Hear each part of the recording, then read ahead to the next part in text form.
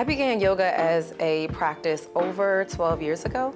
It was at a time when I was trying to explore what would be the exercises that I would do to keep myself in shape as I became a young adult. It was the first thing that I did that was different than just a physical exercise, and I felt the mind-body connection from the beginning.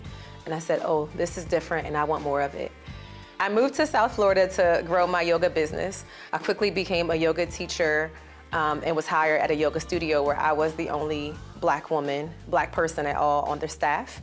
And I found myself in many classes where I was the only Black person. There have been times where I felt, super welcomed. It's felt aligned. There's also been times where I have experienced someone not wanting to have their mat next to me.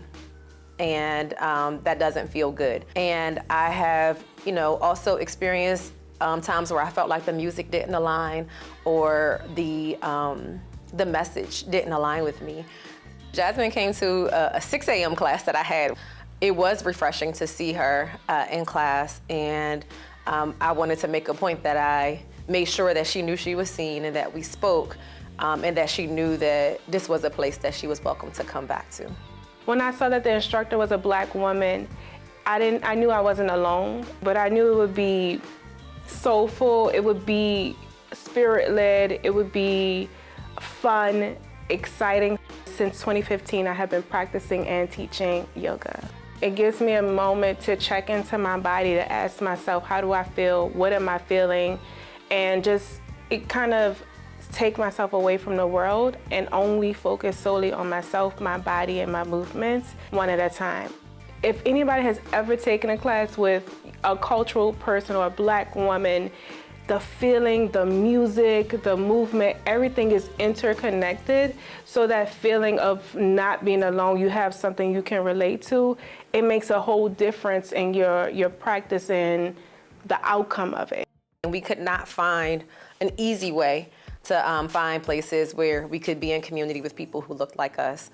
And we decided to start it as a meetup group. And we started very small and humbly with just one student, and it continued to grow. A part of building our community is networking. And so we found that there was a Black-owned co-working space led by a Black woman. As soon as you walk in, you feel comforted, you feel excited, you feel vibrant, the energy is good. It's important to be in spaces like this that's gonna welcome you and give you your needs and be supportive. The relationship with CoSpace and the Black Yogis of South Florida, it is perfect alignment of a mission that we have to support people who look like us and create an opportunity for us to be mindful, but also, have a place to be productive, to have events, to have places where you can do yoga, and also places where you can get some work done. Mindful Monday is an offering that we have at CoSpace. We host it once a month, and we invite various yogis to come and instruct a gentle yoga flow right here in this space. And our members with various levels of experience in yoga can experience a class that is helping them to reset the Monday, depending on how your day has gone, intentionally have a good week, and just introduce people to a different way to cope with the stresses that sometimes come with just being a business person, an entrepreneur, just a person trying to survive in this day and age. Through Black Yogis of South Florida, we have a network of 30 or so yoga teachers. And what I love about the network is that we all have different yoga styles. We all have our own unique flair that we bring to the practice. We have created opportunities for jobs and opportunities for exposure for the people who are a part of our network. It's super important to have culturally safe spaces for Black women, Black families, Black people. I'm coming from a background of capoeira, which is a very cultural practice. I took my teacher training and I was the only Black person there. Even in the teacher training, they were like, oh, you guys shouldn't be listening to hip hop because it's an aggressive, it's gonna, take you out of alignment. And for me, it was painful because it's like, this is my culture. It's important for us as Black practitioners to create these spaces for Black people to come and get the healing that yoga has to offer without feeling like their culture is wrong, without feeling like their food is making them further away from their alignment.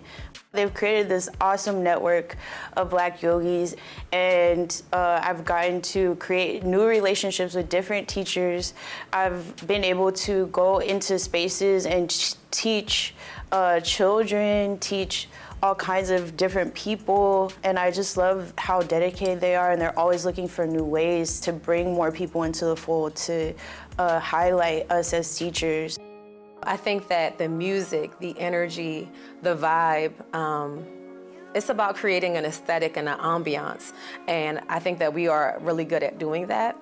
We incorporate some things that you might not experience in other yoga classes. So for instance, we did a class during Black History Month, and we had some elders come and doing live drumming. One of my favorite parts about being a yoga teacher is that I'm also a DJ. And it provides me an opportunity to show my creative side and create and cultivate a playlist that can take people on a journey. The music is always a staple that people enjoy when they connect with us. They love that the way we present ourselves on camera, on Instagram and social media is the same way they meet us in person. And it's family friendly. And so that's something people enjoy because they don't have to necessarily get a babysitter to come enjoy the event. We have something separate for the kids that we host. And so the parents get a chance to separate a little bit and do their own thing while the kids are still occupied. I think that's what sets us apart from your traditional yoga class, because childcare is not a barrier. You can flow with your child, and then your child can see you in that space and be able to see their parent maybe the way that you were not able to see your parent. And so it's changing those generational cycles of being overworked, of being stressed, of being self-sacrificing, and being able to set those examples for children is important. What I love about Black Yogis of South Florida is that what we offer and what we've been able to offer extends beyond the physical asana yoga practice. We've been able to incorporate a number of other modalities, including meditations, Pilates, sound healing, dance. And so what I like about that is that all of those things contribute to the mind-body connection. We are preparing to celebrate our 3rd anniversary of Black Yogis of South Florida.